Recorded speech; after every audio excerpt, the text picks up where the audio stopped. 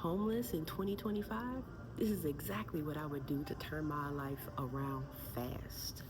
Hi guys, I'm Shanice and I'm back with another video. You heard the title, and today I'm here to kind of talk about a touchy subject. I've mentioned this in a few other of my videos. Homelessness, right? Because I was homeless. It is January 3rd, 2025, and January 3rd, 2024, your girl was homeless. I'm talking about homeless in a homeless shelter, okay? Really homeless. And I had never really experienced that before. And so this video is kind of a step-by-step, tangible steps that I took to turn my life around in less than 7 months, okay? So I have my handy dandy notebook because I really don't want to leave nothing out, right? And it's Rockin' Worldwide Technology, the best company in the world. As y'all know, I work there now. Is one of the big reasons why I was able to get out of homelessness. I appreciate y'all, okay? Dave Nim, all right? So, let's get into this. So, the first thing that I would say y'all need to do is, and this is actually not a tangible step, I'm gonna make a separate video about intangible steps, but you have to do this first. You're gonna have to like throw your ego out the door, okay? Because you're entering into a space where there's a stigma put upon you, and people are going to think that you are a certain type of way, and you're not that way, okay? Or, I mean, even if you are that way, it ain't none of their business, and you just gonna have to throw your ego out of the window. What I mean by that, people finna be in your business, okay? They wanna know how much you make, when you coming, when you going, what you doing. You may have to get a drug test, alcohol test, or things that you did not have to experience when you were out being a regular, person. Not that homeless people aren't regular people, because they are. But out when you were when you weren't homeless, okay? I often think of homelessness in these shelters, sometimes as institution. It's giving being locked up. It's giving like being in prison. The way that they kind of like break you down. And I'm speaking from being on the inside of a homeless shelter. I've never been to prison. I've never been to jail. But my experiences with friends and family members who have, it's like the same thing. They even have the same processes, like the intake and like, the terms that they use, contraband and stuff like that. It's just like, it's giving that I'm a criminal. And that's not fair. It's not cool. It messes with your mindset. And like I said in my previous video, homelessness, a lot of times, it begins and stays in the mind. It's a impoverished mentality. And it's a lot of these organizations and people who head the organizations, because they think that you're part of that stigma, they're going for the mind, right? And it will mess with your mind. So your mind got to be strong. So with that being said, though, ego, they got to go out the window, because the privacy that you had before, you ain't finna have that no more, right? You're coming to people, you're asking them for help. You're gonna have to be humble, okay? And you're gonna have to ask for help. You're gonna have to take the help, and you're gonna have to play by their rules. It's like moving back into your mama house, and she like, don't you be bringing no XYZs up in this house. It's my house, and as for my house, me and my house, we gonna serve the Lord, okay? You're gonna have to follow. You're gonna have to follow their rules, like, so anyway, that's a non-tangible step, but it's really the first one. Like, be humble, okay? Sit down. All right, next, you need to immediately secure housing and food. I would throw safety in there, but if you could secure housing, safety kind of comes with that, right? So there's a few different ways to secure housing in the homeless space. They're all probably going to be a shelter of some sort. And I'd like to say a disclaimer right here. I am not a professional. I'm not a mental health professional. I'm not a housing professional or anything. I am just a previously homeless person with lived experiences. I'm giving you step by step how I navigated it. Okay. Also, I do not have any children. So I imagine that these steps would be slightly different if you have a family. I did not have a family. Okay. So I had a dog though. That's a whole nother story. I had a dog who was not an emotional support animal at the beginning of this journey, and I had to make him an emotional support animal just so I can have him come with me as well, you know? So, but he is like, I guess, technically my emotional support animal. He's been around for almost 10 years, but he didn't have no paperwork, you know what I mean? Like, none of that. So, you have to secure housing ASAP. How we gonna do that? Okay, there are like transitional shelters that help you transition into, long-term housing. There's emergency shelters where you could like kind of go in when it's nightfall. A lot of them, it's like 3 or 4 o'clock in the afternoon, and then you can kind of check in, and once you check in, then you good to go. You bring your bags in, you get a cot, and you may or may not have a place to shower. Typically, there is. They typically give you a meal, maybe even some snacks or whatever. They're gonna have rules. You have to follow their rules, okay? You cannot not follow these people's rules up in their house or up in their establishment. Like, you have to follow their rules. So after they check you in at 4, they have dinner, and then once you do dinner, then you're free to go to sleep. You go to sleep. Typically in an emergency shelter, you have to be out the next morning at 6, 7 o'clock in the morning.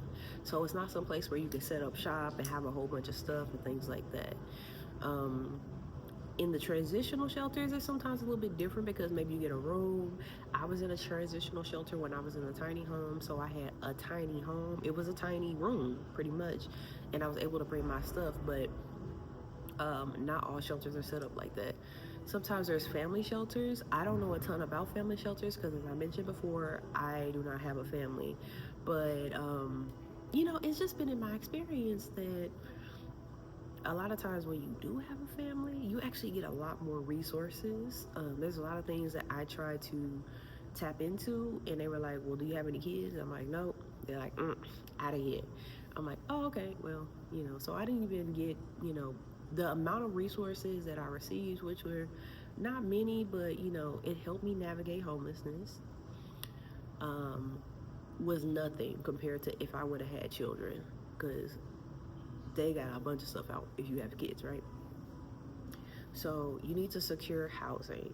Those are two ways, the emergency shelter and the transitional shelter, two ways that I know to secure housing. Now, some people may say, you may not like this, okay? Some people may say, like, try to move in with a friend or family member.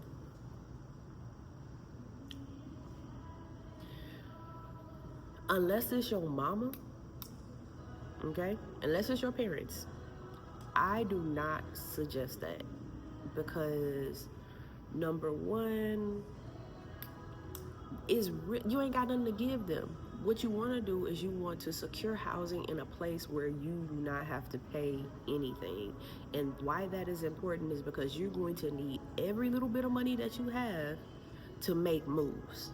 And if you move it, let's say you move in with a friend and you sleeping on their couch, and they're like, yeah, you can come sleep on my couch, you give me $75 a week. Okay.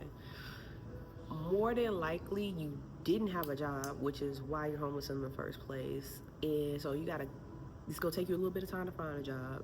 So you're gonna have to figure out how to come up with $75 that first few weeks that you don't even have a job.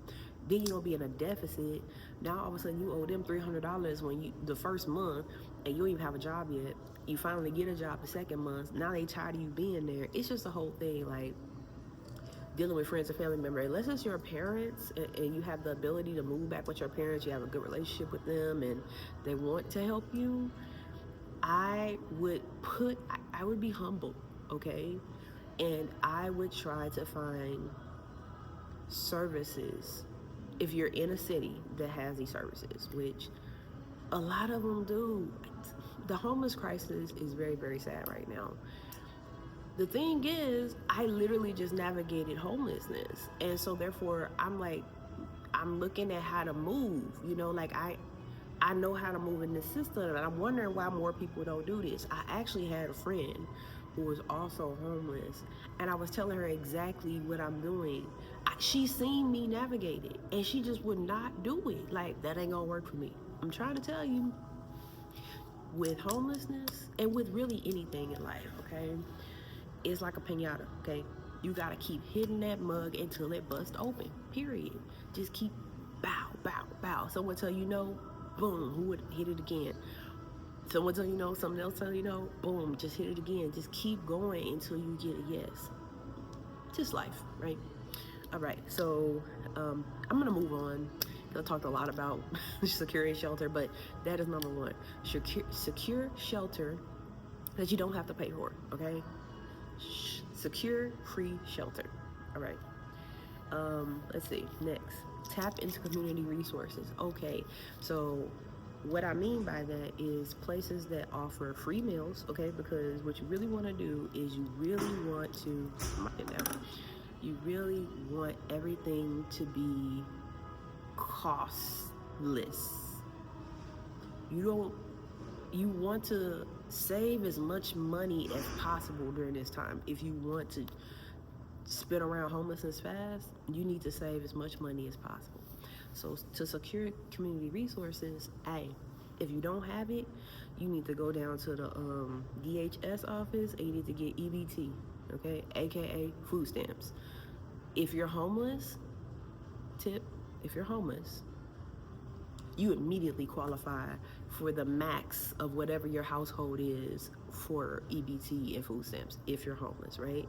So go down to the food stamp office. Do not be prideful. Go get the help. Get your EBT card. Get your food stamps card. Now you got food, okay? So now you really ain't even got to worry about finding someplace that that's gonna feed you. So if you can just find some place that's a free shelter where you're warm, can shower, have some place to plug up your phone, right?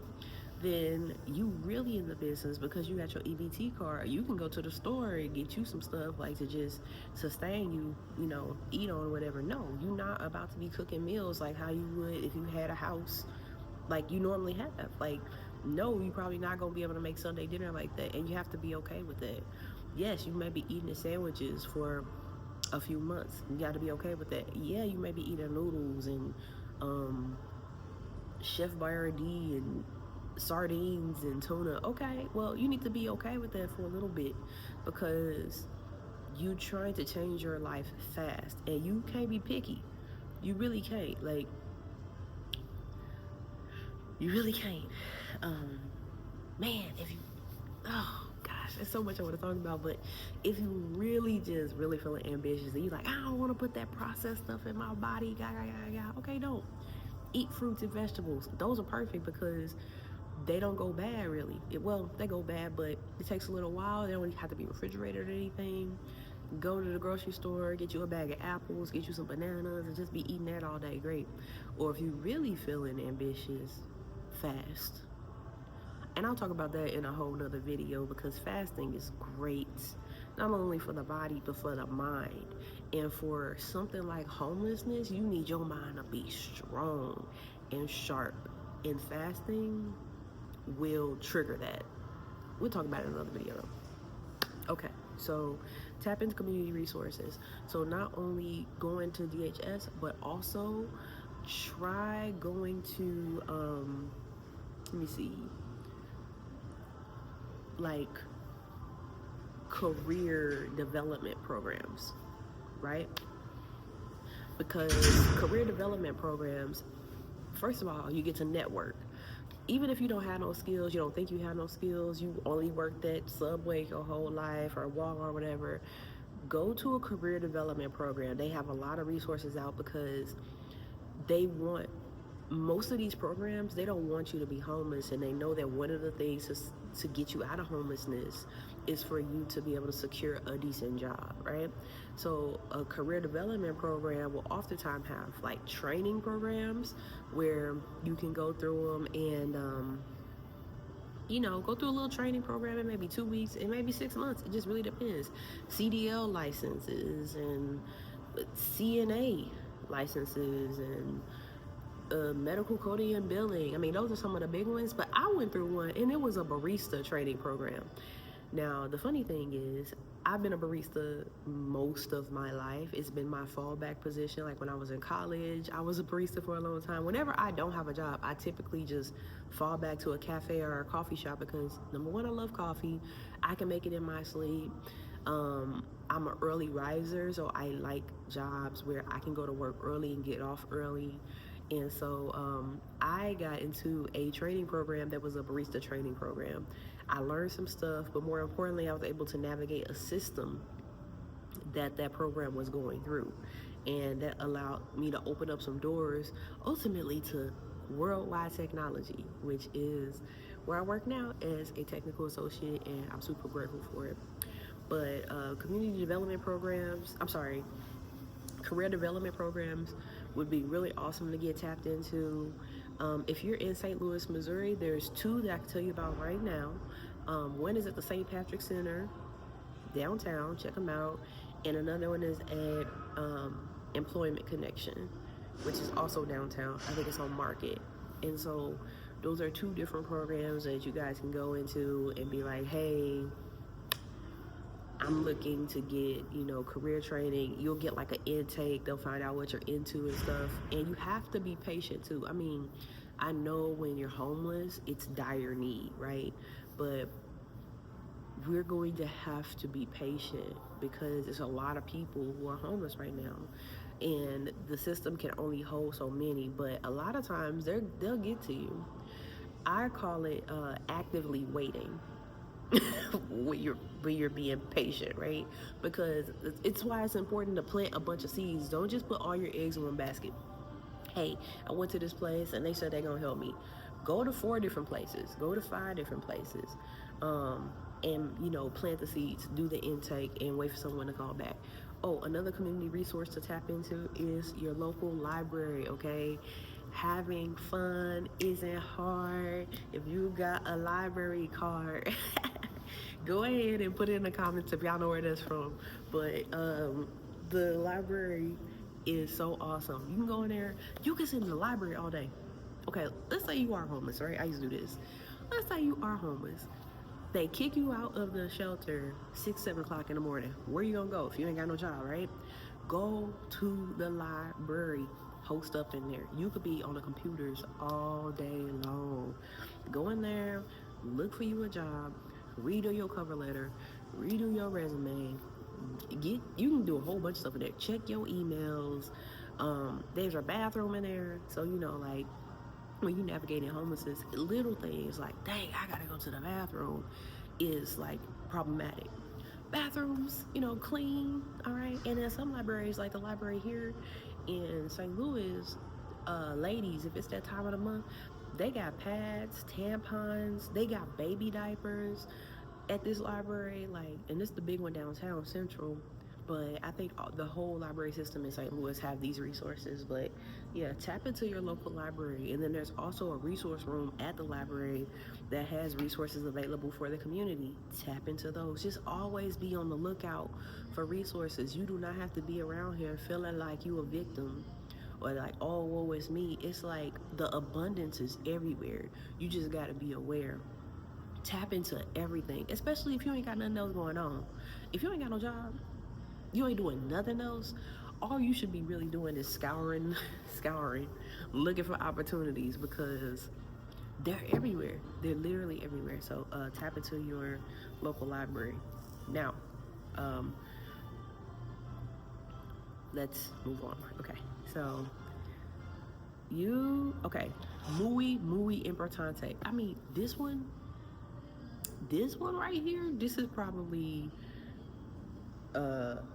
the most important. No, after securing housing, this is the most important. Like, this is so important, okay? Get a job. Get a job. Do it fast, okay? And I'm not saying this is your forever job, but you need to take anything right now, okay? That's why anything. You know, it gives you leverage, especially when you're in these programs. So people are like, oh, well, you know, Shanice, you need to get a job. Like, I got a job. And then if you're feeling ambitious, get another job. Or what I highly suggest is gig work, because it's nice and flexible. You can work when you want to, like when you're not tired because you have another job and you really don't have it in you to um, maybe work another 8-hour shift, but you still want to make some money real quick, or you have a day off or something. Gig work is great. Gig work like Instacart, DoorDash, um, Uber, Lyft, if you have a car. I didn't have a car. I would rent a car from Avis. Yes, I had a job at the cafe, right? I'd work there. I get paid on Fridays, every Friday. I'd go to Avis rental car, rent a car, and then I do Instacart and DoorDash all weekend. And it may sound counterproductive because it's like, dang, you have to spend $250 to rent the car, but it's like if at the end of the weekend, okay, if my paycheck at the cafe take home was like $280, and I spent $250 of that to rent a car, to DoorDash and Instacart for the weekend, and then when I turn the car in on Monday, I have $700. Well, to me, that's a win. Okay, that's a win, and that's how I was like, you know, multiplying my money. I was like, um, using money to get money, you know. And actually, I think rich people will tell you that that's how you're supposed to use money. I'm learning these things. I don't have these principles down pat, but rich people will tell you that's what money is for. Money is to make more money, right? So, and then once I got to 7, then I would save. So that's the next thing. Save. If you find that you have a job and it's difficult for you to save while you're in the shelter, while you're in a homeless shelter, and let's say you get paid and a few days go by, you ain't got no money, you find it difficult to save. That is because either you're spending too much or you're not making enough. In either scenario, if you're spending too much, that means that you're not utilizing their resources properly, because technically you shouldn't be paying rent, you shouldn't be paying for food. You may have to pay for your cell phone. However, there's resources to get a free cell phone. Oftentimes, if you have an EBT card or a food stamps card, you can get a free cell phone, and they be posted up in the DHS office, in the parking lot, or sometimes they just be on the street. So if you have a cell phone and you're paying more than, I would say, $80 a month, I would probably get rid of that just during this time. You know, you can get another cell phone service afterwards, but during this time, you want to reduce all your expenses so that you can make moves fast, right? So, if you find that you cannot save when you get paid, this after you got a job, after you're in the shelter and everything, and you just like, man, I can't save, I don't know what. You can save anyway. You can put it in a bank or put it in under your whatever. I suggest a bank, but you have to reduce your expenses, or you need to increase your income, which means that keep working your job, but you need to always be looking for another job. I never stopped looking for another job. I never stopped working other jobs, other gig works. Even though I was at the cafe, I never stopped. I did like a freelance project on the side once. I mean, I remember it was just crazy, all the stuff that I did. Next, man, this is a long video. You want to build your support system. This is important too, okay? Because homelessness, you can oftentimes feel alone, like you by yourself and don't want nobody get this, right? So your case managers, your social workers, your bosses at work, especially if they're tapped into like the programs that you're in, you don't have to tell your boss you're homeless. I don't suggest it actually, but if they're tapped into like the resource programs that you're in, then yeah, let them know. You know, maybe friends and family, but I really believe to keep this close to your chest. That may be difficult, or that may be contrary to popular beliefs in other people, but I don't believe you should be out here sharing with everybody that you are homeless. And that woe is me mentality, like, just don't do that, because it's not a good look. People broke themselves, they can't really help you, you know, so it's not really worth really saying anything. Um, man, prioritize your mental health. Therapy. If you can get into therapy, get into therapy. Even group like self-help groups or support groups, those are helpful. A counselor, that's helpful as well. I'd be very careful though.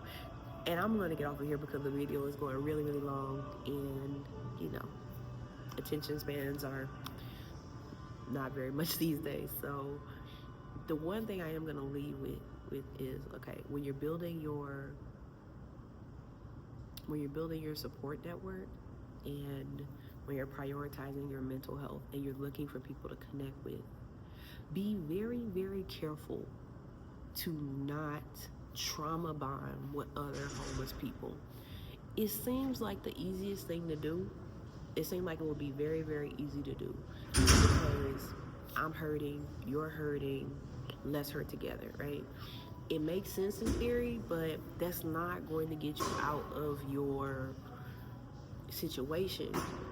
You really want to be tapped into people who actually want to help you and whose mind is clear and free of impoverished thoughts. Now, if you're lucky to find someone while you're going through this that's also going through this, that don't have a impoverished mindset, okay, go ahead and tap in. But while you're going through this, don't be in the homeless shelter trying to find friends, trying to bum a cigarette off of someone to go outside. Y'all have smoke breaks together, stuff like that. Like, that's cool, but be very, very careful. If I were you, I would navigate this independently and take this time to really reflect on how you got here, why you here, and what you finna do to move forward. None of that, oh, the system gotta hold us down, and oh, you know, cha cha cha. Like, don't do none of that. Don't do none of that. Okay, so that was a lot. Oh my gosh, I can't believe this video is so long. I'm gonna have to like do some like more deep dives into this so that I can really get the information out. But I'm Aishanisi, and if I woke up homeless tomorrow, this is what I would do to change my life from a homeless shelter to a luxury hotel. Bye.